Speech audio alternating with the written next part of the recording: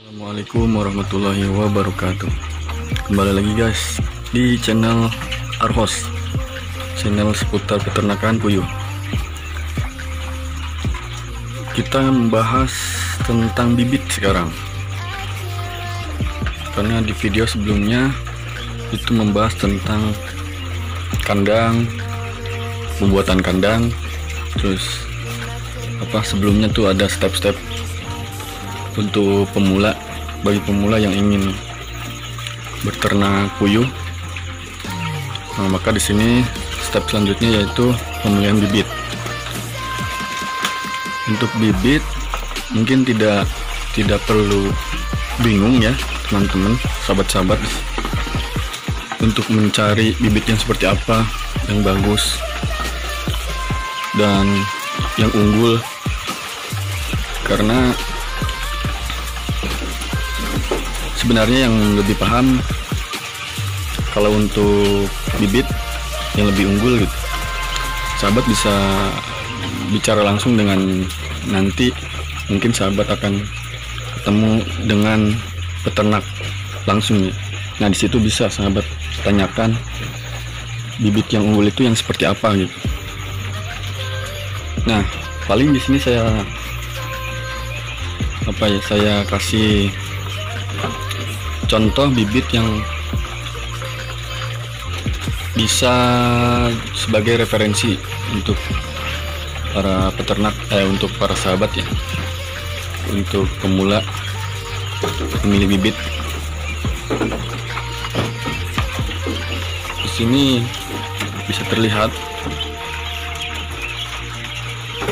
bibit tuh ada banyak ya macamnya ya. Ada yang siap bertelur seperti ini, siap bertelur banyak ya. Ada ini, terus ada ini, terus ada ini. Ini belum bertelur semua ya, mungkin nanti malam baru bertelur semua.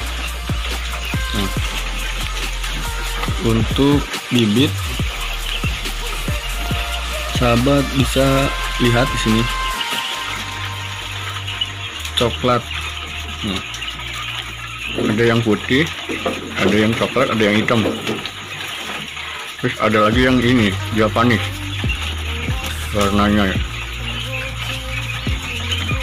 Ada yang coklat, tadi yang coklat, yang ini ya, ini yang putih, ini yang Japanese tuh, yang krem, nama warnanya krem ya. Saya lebih menyarankan untuk yang putih, bisa sahabat pilih untuk yang putih ya. Untuk yang hitam dengan yang coklat. Nah, untuk khusus petelur sih nggak apa-apa sih, yang Japanese juga nggak apa-apa, yang coklat kayak gini juga nggak apa-apa. Jadi untuk dijadikan petelur nggak apa-apa. Ini kayak gini, yang kayak gini nggak apa-apa. Tapi untuk diperuntukkan untuk jadi bibit, nanti untuk jadi indukan, ini saya nggak rekomendasikan ya yang seperti ini,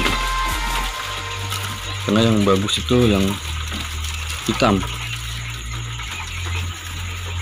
kayak GPS, PS sama FS, itu saya rekomendasikan yang seperti itu. Mungkin untuk sekarang nggak membahas tentang GPS, Grand Parent Stock dan Final Stock ya, karena itu tingkatannya kalau sahabat sudah punya ya, minimal punya dulu puyuh petelur. Nanti ketika sahabat emang ingin menjual bibitan kayak gini nih, nah menjual kayak gini nih kecil, yang umur seminggu ke atas. Nah, ini umur 3 minggu ke atas, ada lagi yang kecil. Nah, kalau mau bikin yang kayak gini, baru sahabat bisa apa istilahnya memahami tentang parent stock dan final stock. Nah, untuk saat ini mungkin bibit aja dulu. Nah, yang saya rekomendasikan, yang saya beri contoh lah yang seperti ini. Tuh yang seperti itu. Kalau enggak yang putih itu. Nah, itu baru buat petelur ya. Jadi khusus buat petelur konsumsi. Nah, untuk tentu sahabat juga bisa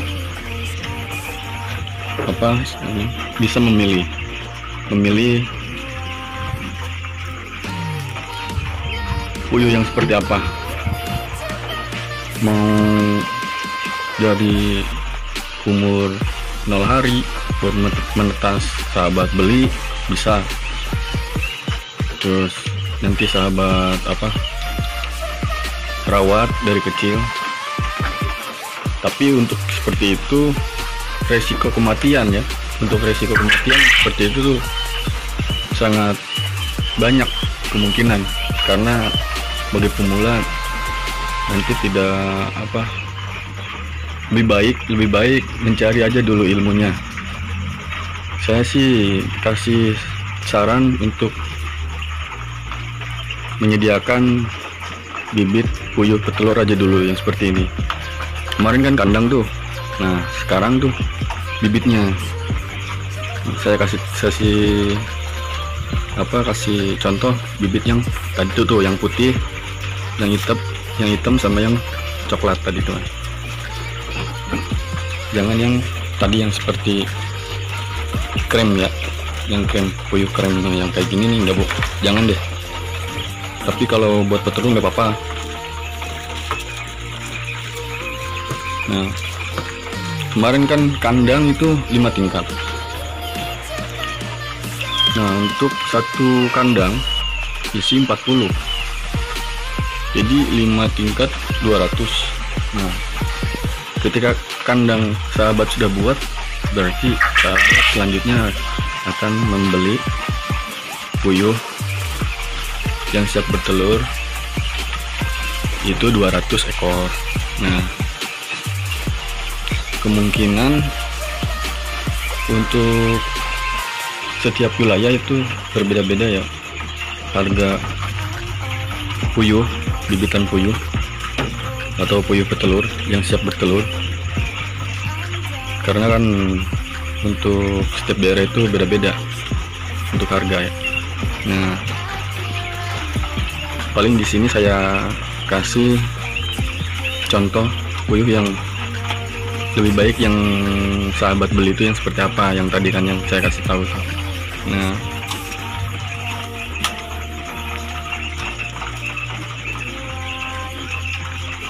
kalau sahabat emang minat istilahnya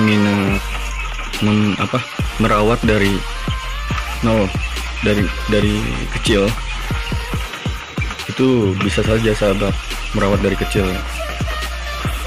Nanti mungkin untuk jika sahabat merawat dari kecil, kemungkinan besar nanti sahabat tahu dan kelebihan, kekurangan, entah itu dari segi kandang, entah itu dari perawatannya, cara merawat dan lain sebagainya. Terus tingkat kematian, resiko kematian itu dari apa jika dirawat dari kecil, maka sahabat akan mengetahui dan insya Allah kalau sahabat memahami itu, maka kedepannya akan terus meningkat. Yang tadinya sahabat beli bibit itu 200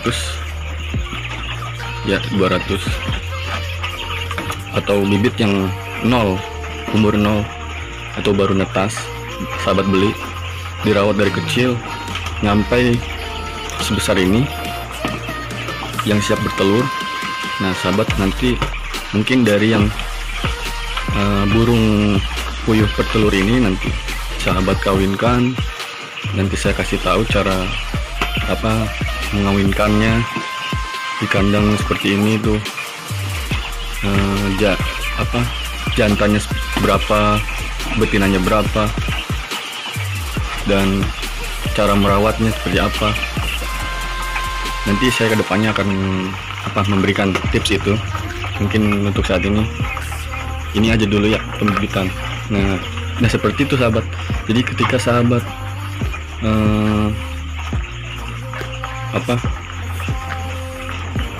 berminat di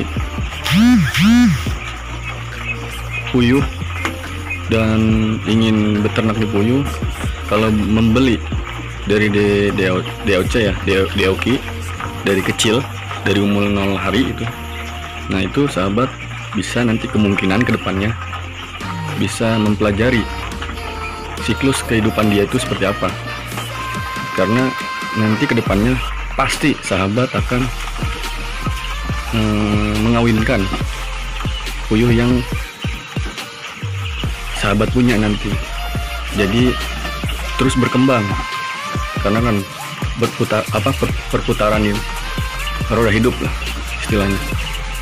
Ada yang besar, ada yang kecil, ada yang remaja, ada yang dikawinkan, ada yang emang siap petelur untuk dikonsumsi.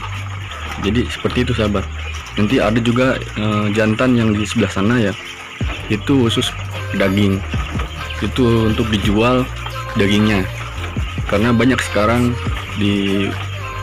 khususnya di daerah Indonesia ya, banyak lah yang memang berminat, sangat banyak sekali puyuh dijadikan konsumsi dagingnya, karena memang mempunyai protein yang lumayan besar dan bagus untuk tubuh manusia.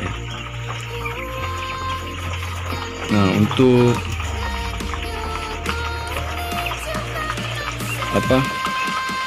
jika tadi kan dari bibit 0 hari, kalau misalkan sahabat belinya langsung yang siap bertelur, itu biasanya kemungkinan sahabat itu dikasih puyuh yang tidak siap bertelur atau ada yang siap bertelur. Pertama yang siap bertelur ya. Jadi puyuh itu datang dengan keadaan memang di badannya itu sudah ada telur, jadi emang siap-siap bertelur itu. Nah makanya kan tadi dari video sebelumnya saya kasih tahu ke sahabat-sahabat bahwa sebelum membeli alangkah baiknya untuk berbicara atau berkomunikasi dengan peternaknya. Apa keuntungan berkomunikasi dengan peternaknya? Nah itu salah satunya, nanti sahabat akan tahu umur puyuh itu siap bertelur siap ditelur atau belum. Jadi ketika puyuh itu datang ke kandang atau ke rumah sahabat, itu sudah siap bertelur atau masih menunggu nanti ketika biasanya untuk bertelur yang membeli di peternak itu biasanya step waktunya itu 2 minggu. Jadi datang nggak langsung bertelur, dia itu didiamkan dulu di kandang ya, sahabat rawat, biasa kasih pakan, kasih minum dan sebagainya. Itu jarak waktunya itu biasanya 2 minggu. Nah jika sahabat tidak sabar, makanya dari video sebelumnya saya kasih saran untuk berbicara dengan peternaknya. Maksudnya berbicara itu ya menanyakan itu. Jadi puyuh yang nanti sahabat beli itu siap ini tidak siap bertelur, tidak. Jadi datang itu langsung bertelur atau sahabat menunggu dia umurnya pas untuk bertelur. Nah itu yang pertama. Yang kedua, ketika nanti datang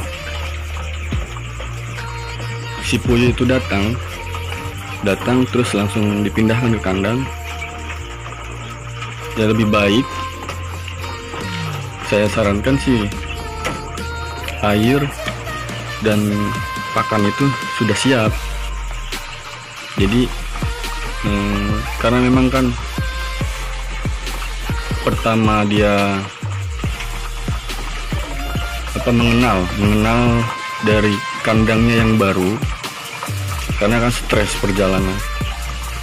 Nah, artinya saya tadi berbicara pakan itu disiapkan dan air minumnya itu disiapkan untuk sahabat satu hari itu atau beberapa jam itu ketika puyuh datang untuk diistirahatkan.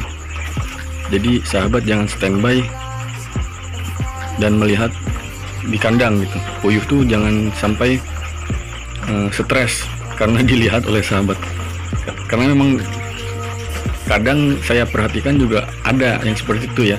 Puyuh itu mengaruh jika pertama emang dia kan stres karena perjalanan, yang kedua itu stres karena dia masih masih tidak mengenal kandang yang baru.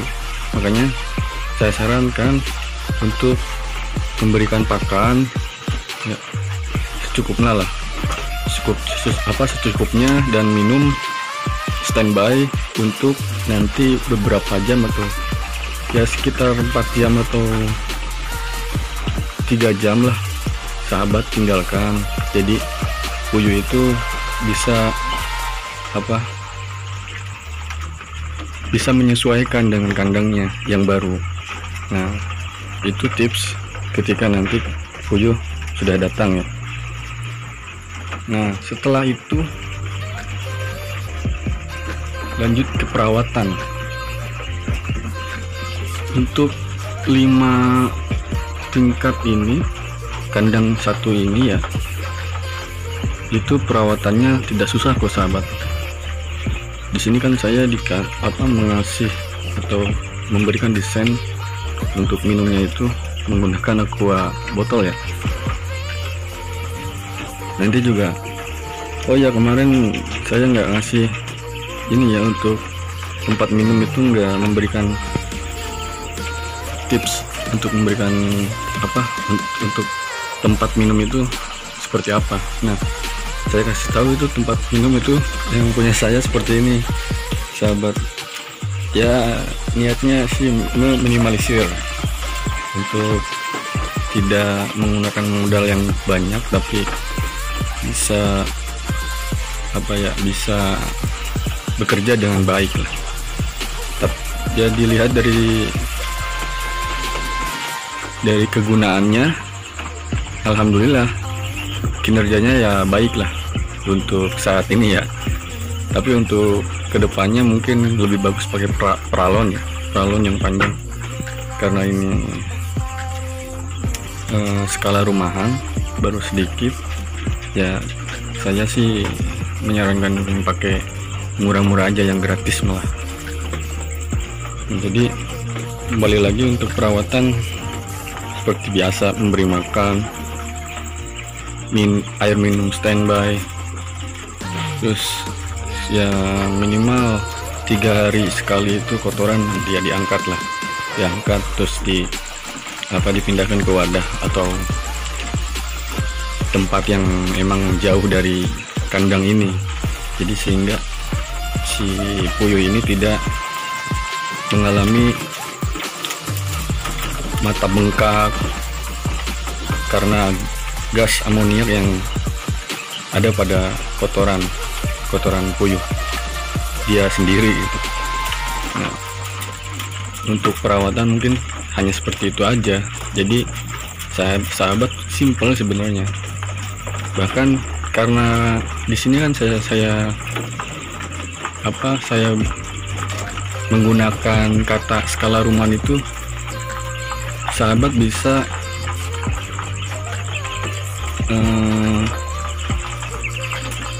nanti praktekkan di rumah sahabat sendiri. Walaupun sahabat kerja, itu saya rasa sahabat bisa untuk menjaga atau ya istilahnya memelihara puyuh lah, memelihara puyuh. Kalau untuk skala rumahan ya, satu kandang ini doang, saya rasa sahabat bisa, walaupun sahabat kerja ya, karena pakannya sendiri itu sahabat bisa kasih satu hari itu 3 kali sesuai dengan jam yang memang bisa sahabat sesuaikan gitu. Jadi misalkan sebelum sahabat kan kerja ya, sebelum berangkat kerja sahabat bisa kontrol atau kasih pakan, terus air minum standby. Berangkat kerja, nah istirahat itu jam 12 atau jam setengah 12 sahabat bisa datang ke rumah, atau ya bisa menitipkan ke istri jika punya istri ya, ke kerabatnya, ke saudara atau adik, kakak atau apalah yang memang dekat dengan sahabat atau satu rumah dengan sahabat, bisa untuk meminta mengontrol puyuh di kandang, hanya mengontrol pakannya. Jadi jika pakannya kurang ya atau habis ya diisi kembali, dan untuk airnya ya diisi kembali jika airnya emang kurang atau emang habis. Ya sebenarnya gampang, jadi sahabat kerja pun puyuh masih tetap bisa sahabat pegang atau sahabat rawat, karena memang perawatannya pun tidak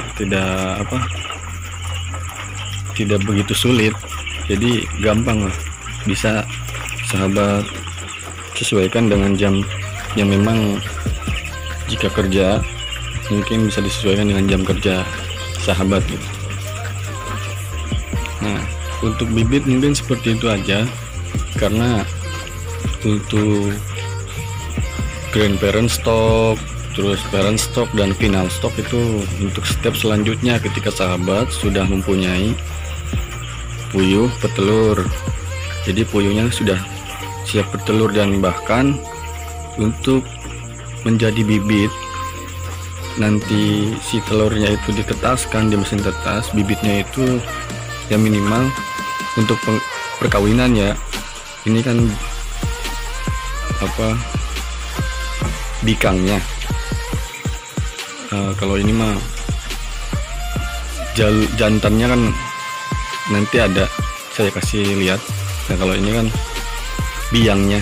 Nah untuk biangnya itu setelah siap bertelur minimal 4 bulan ke depan, ketika telurnya sudah 4 bulan, nah itu baru bisa dikawinkan dengan jantan. Nah itu sedikit tips, nanti mungkin untuk penjelasan yang lebih detailnya di video selanjutnya akan saya kasih penjelasannya. Nah untuk bibit sudah saya bahas tadi di awal ya. Nah mungkin sekian dari saya.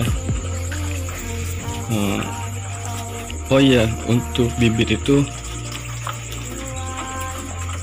minimal air minum atau dipakannya dikasih jamu atau sayuran-sayuran, dedaunan lah intinya untuk pakan atau diminumnya. Kalau saya sih lebih simpelnya dikasih diminumnya, kayak prebiotik untuk merangsang si puyuh itu bertelurnya terus gitu, setiap hari bagus gitu. Jadi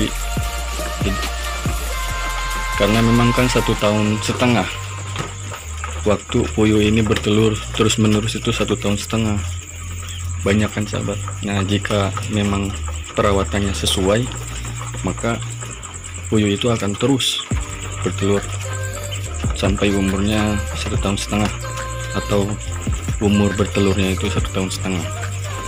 Mungkin sekian sahabat. Oh jangan lupa subscribe ya, karena subscribe itu gratis, dan saya ucapkan terima kasih yang sudah mensubscribe channel ini, karena dengan subscribe saya akan semangat dan lebih memberikan lebih meningkatkan dari kualitas video-video atau ilmu-ilmu yang akan saya bahas nanti ke depannya. Terima kasih sahabat. Wassalamualaikum warahmatullahi wabarakatuh.